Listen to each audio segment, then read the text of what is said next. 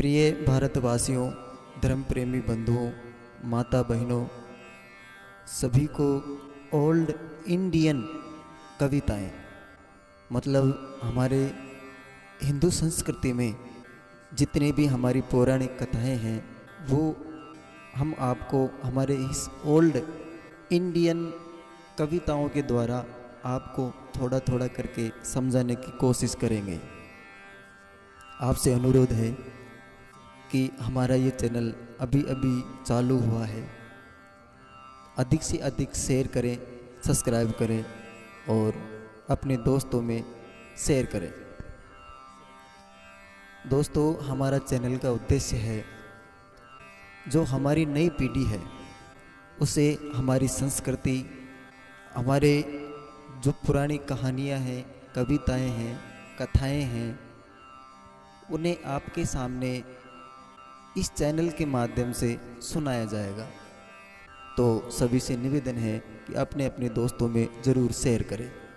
दोस्तों, आज का ये हमारा पहला दिन है, तो आइए हम शुरुआत करते हैं बुद्धि के दाता भगवान श्री गणेश जी की कथा से।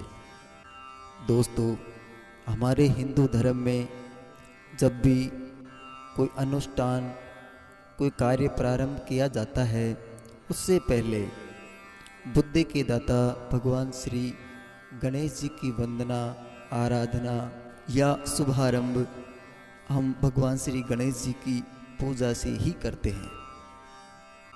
ये हमारी परंपरा सदियों से चली आ रही है। मित्रों, आइए कहानी शुरू करते हैं। एक समय की बात है, माँ पार्वती स्नान करने हेतु अपने स्नान गृह पहुंची। वहां पहुंचने के बाद में मैया पार्वती ने देखा कि द्वार पर रहने के लिए ना तो कोई द्वारपाल है और ना ही कोई गण है। माँ पार्वती ने विचार किया, क्यों ना मैं अपना ही एक पुत्र उत्पन्न करूं जो मेरा कहा माने, मेरी हर बात माने और मैं कहूं वैसा ही करे। दोस्तों, माँ पार्वती ने अपने शरीर से मैल छुड़ाकर, अपने ही शरीर से मैल छुड़ाकर एक पुत्र पैदा किया। पुत्र बहुत ही सुंदर और बहुत ही शक्तिशाली था। भक्तजनों, माँ पार्वती उनसे कहती है कि मैं अंदर स्नान करने के लिए जा रही हूँ और आप द्वार पर बैठे रहना। जब तक मैं स्नान करके नहीं आऊँ अंदर कोई भी नहीं आ सके। सुंदर से राजकुमार हंसकर बोले, मैया मुझे बड़ी भूख लगी है और मुझे लड्डू खाने हैं। माँ पार्वती एक लड्डुओं से भरा थाल उस सुंदर से राजकुमार को देकर और स्नान के लिए चली जाती हैं। दोस्तों, माँ पार्वती तो स्नान कर ही रही थी, इतने में भोलेनाथ वहाँ पे आ जाते हैं और सीधे ही अंदर जाने का प्रयत्न करते हैं। द्वार पर बैठे राजकुमार कहने लगे, अरे भाई, कौन हो आप और कहाँ जा रहे हो? अंदर मेरी मैया स्नान कर रही हैं। इतनी बात सुनकर शिव जी खड़े रह जाते हैं।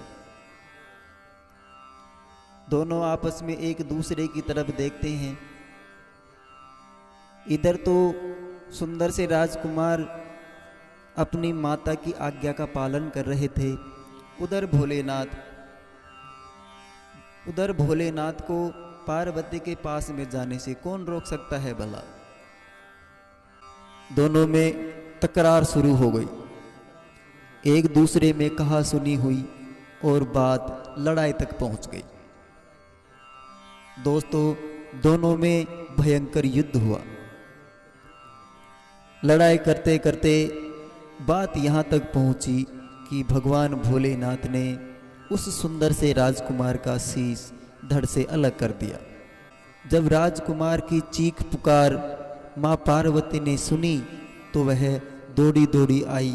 बाहर आकर देखा तो राजकुमार का शव जमीन पे पड़ा हुआ था। माँ पार्वती इस बात से बहुत ही क्रोधित हुई और भोलेनाथ से कहा, ये आपने क्या किया?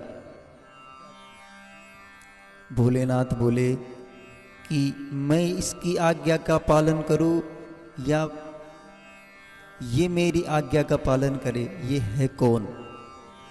माँ पार्वती ने जवाब दिया कि ये मेरा पुत्र है और मैं अंदर नहाने के लिए गई तो मैं इसे द्वार पर खड़ा करके छोड़ के गई थी। इस बात पर माँ पार्वती बहुत ही क्रोधित हुई और भगवान भोलेनाथ से कहने लगी, अगर आप या तो इसे जिंदा करो, अगर आप इसे जिंदा नहीं करते हो तो मैं पूरी सृष्टि का ही विनाश कर डालूंगी। महाशक्ति का प्रकोप भगवान भोलेनाथ से सहा नहीं गया।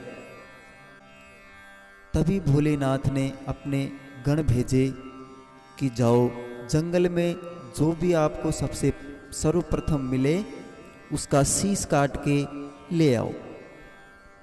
भगवान भोलेनाथ के गण जंगल में गए तो उन्हें एक हाथी का बच्चा नजर आया। शिव गणों ने उस हाथी के बच्चे के शीश को उतारा और भगवान भोलेनाथ के समक्ष लेकर आ गए। मित्रों, भगवान भोलेनाथ ने उस सुंदर से राजकुमार के हाथी का शीश लगाकर उन्हें जीवन दान दिया।